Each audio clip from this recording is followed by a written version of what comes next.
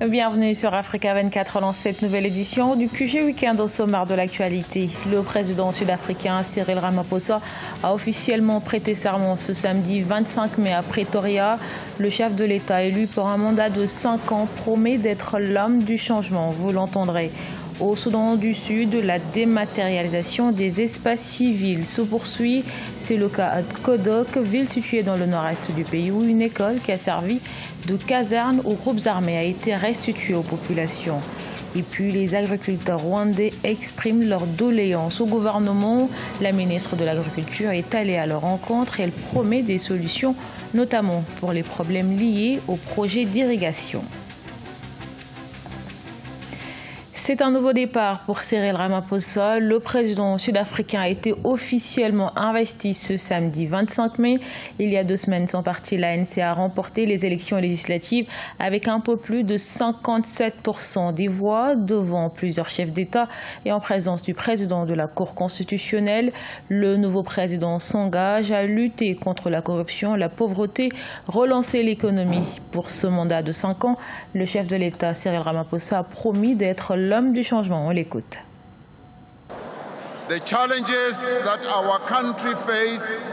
Les défis auxquels notre pays fait face sont énormes, mais ils ne sont pas insurmontables.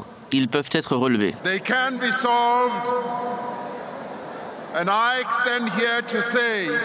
Je me tiens ici face à vous pour vous dire que nous les relèverons.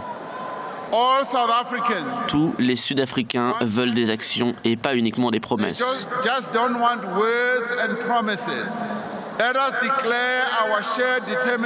Nous affirmons notre détermination à mettre fin à la pauvreté en Afrique du Sud.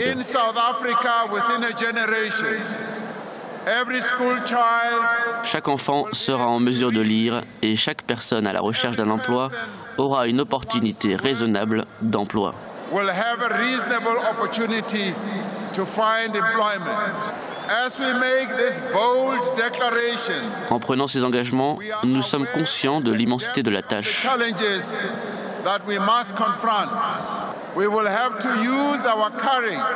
Alors nous allons devoir faire preuve de courage, de détermination et de persévérance pour atteindre cet idéal.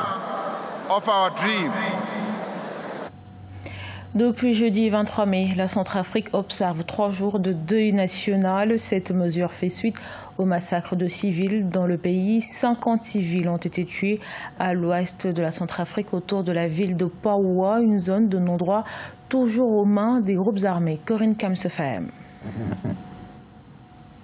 La nation centrafricaine pleure ses morts. Une trentaine de civils assassinés ce 21 mai dans la localité de Paoua, au nord-ouest du pays, près de la frontière tchadienne. Pour l'heure, aucun groupe n'a revendiqué ce massacre. Toutefois, de nombreux soupçons continuent de peser sur le groupe 3R. Entendez, retour, réclamation, réhabilitation, signataire de l'accord de paix du 6 février 2019.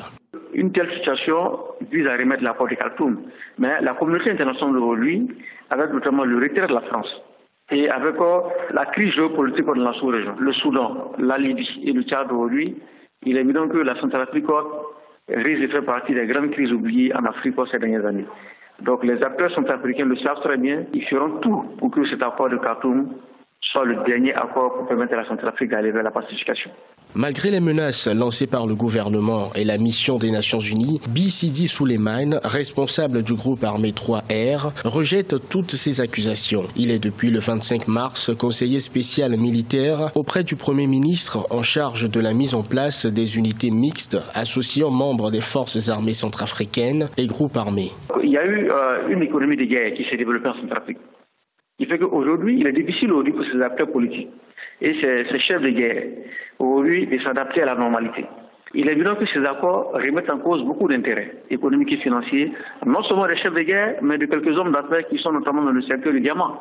En date du 23 mai, le président Touadéra a décrété 3 jours de deuil national. Par ailleurs, les casques bleus et l'armée centrafricaine vont procéder au démantèlement des installations et barrières du groupe 3R dans la région, en attendant que toute la lumière soit faite sur ce drame qui fragilise les efforts de paix déployés de part et d'autre.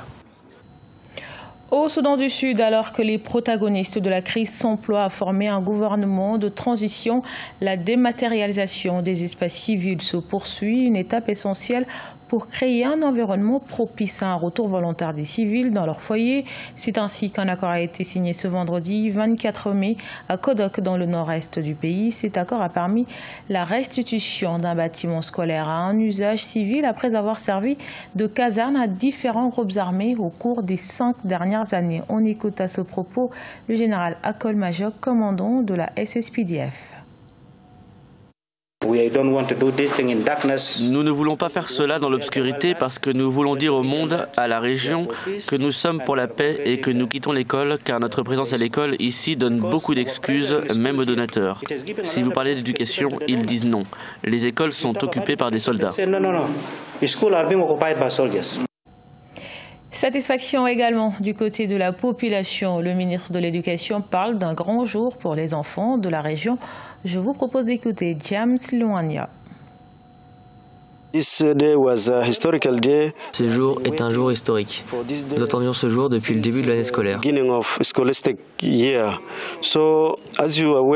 Comme vous le savez, l'école était une caserne armée depuis 2013 en fonction de qui contrôlait la région, les rebelles ou le gouvernement. Nous avons donc maintenant remis l'école et les installations ont besoin de beaucoup de choses. Dans le reste de l'actualité, au Rwanda, le gouvernement à l'écoute des agriculteurs. Ces derniers sont confrontés à de nombreux fléaux qui menacent leurs activités. En visite dans la région de l'Est, la ministre de l'Agriculture a promis de résoudre les problèmes, notamment ceux liés au grand projet d'irrigation, le plus grand du pays, qui a coûté au gouvernement plus de 24 millions de dollars. Reportage de notre correspondant Fratanda Kiaisanga. La ministre rwandaise de l'Agriculture multiplie les rencontres avec les agriculteurs et les éleveurs dans différentes régions du pays. Le but est d'écouter les doléances de ceux qui pratiquent ces métiers qui contribuent à 33% au produit intérieur brut du Rwanda. Ici, dans le district d'Okirehe, dans la province de l'Est, la ministre s'est entretenue avec les membres de la coopérative d'irrigation de Nacho. Nous avons un gros problème d'hippopotames qui viennent du parc pour détruire toutes nos cultures. On avait réussi à maîtriser celles qui habitent dans le lac d'à côté, mais pas celles du parc. Cela nécessite des efforts dont nous ne disposons pas et nous aimerions que vous nous aidiez, Madame la Ministre. Et puis la compensation pour ce que les hippopotames détruisent prend trop de temps. La coopérative d'irrigation compte plus de 2000 membres qui pratiquent l'agriculture sur une étendue de plus de 1000 hectares. Le projet d'irrigation sur cette étendue est la plus grande de tout le pays, ayant coûté 24 millions de dollars pour installer. Ce projet d'irrigation a révolutionné la vie de ces agriculteurs et nous nous en félicitons. Mais il faudra continuer de les éduquer. Il y en a qui n'ont pas encore compris les pratiques modernes de l'agriculture et c'est pour cela qu'il y a des écarts de rendement. Nous voyons encore ceux qui récoltent par exemple 1 tonne par hectare et ceux qui en font 12 tonnes. Nous continuerons la sensibilisation en ce qui concerne d'autres problèmes auxquels ils font face. On va trouver des solutions très rapidement. Les agriculteurs ont aussi présenté des soucis liés aux problèmes techniques des pivots d'irrigation qui durent pendant quelques mois. La province de l'Est est l'une des régions les plus frappées par la sécheresse au Rwanda. Rien qu'en décembre dernier, plus de 31 000 hectares de cultures ont été dévastés par la sécheresse, ce qui a laissé environ 41 030 ménages vulnérables à l'insécurité alimentaire. Ce journal a été réalisé par l'ensemble de la rédaction. Merci pour votre fidélité. Retrouvez dans un instant une nouvelle édition de l'actualité sur Africa 24.